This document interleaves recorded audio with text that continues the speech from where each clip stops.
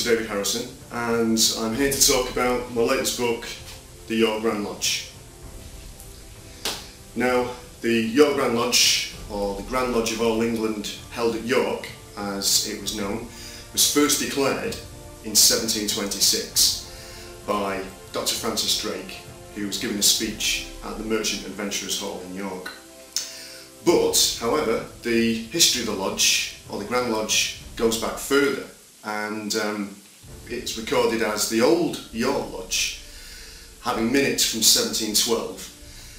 And it can even go back further, because there's a list of presidents, as they were known before it was a Grand Lodge, going back to 1705.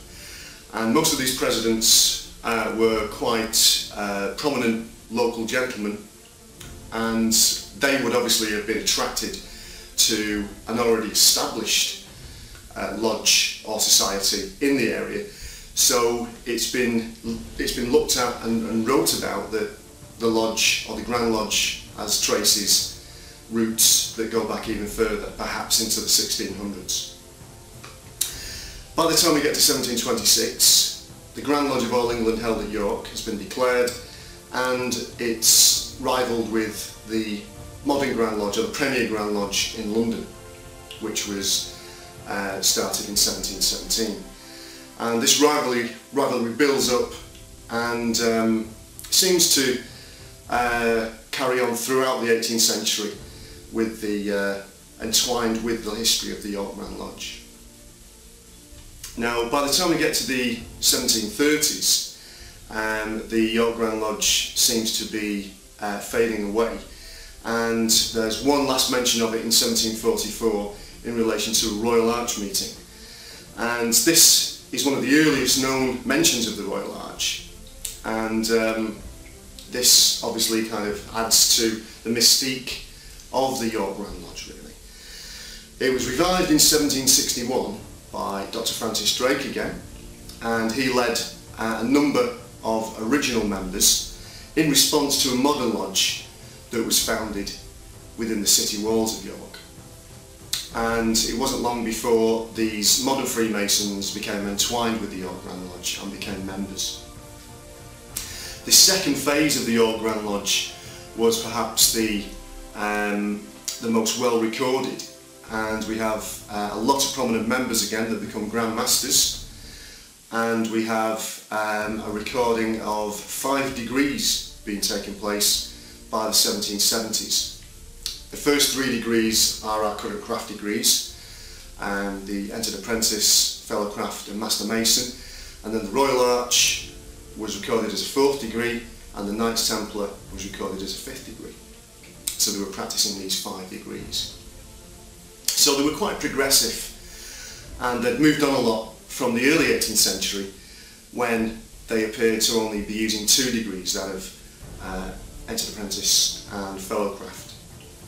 There's records in the early 18th century of them opening lodges in places like Scarborough and in Bradford, and they're admitting many local gentlemen all in one day. So it appears that these 2 degrees were performed alongside each other. So they are quite progressive and forward thinking, and as the 18th century progressed, the York Grand Lodge was going from strength to strength. In its second phase, from 1761, it was founding a lot of lodges throughout Yorkshire, and even founded a lodge in Lancashire, which was over the Pennines, over the ancient border, county border. And it seems to have carried on up until the 1790s, the mid-1790s. The last ever minute entry of the York Grand Lodge was in 1792. But some of the lodges, in particular the lodge in Lancashire, which was called the Lodge of Fortitude, which met in Oldham, near Oldham, that seems to have continued up until at least the opening years of the 19th century. There's also a lodge that met in Rotherham called the Druidical Lodge, and this also met into the 1790s as well. They also founded a Knights Templar encampment in Manchester, which by 1795 had concluded that the York Grand Lodge was basically fading away, and they switched allegiance to the Grand Lodge that was run by Thomas Dunkley.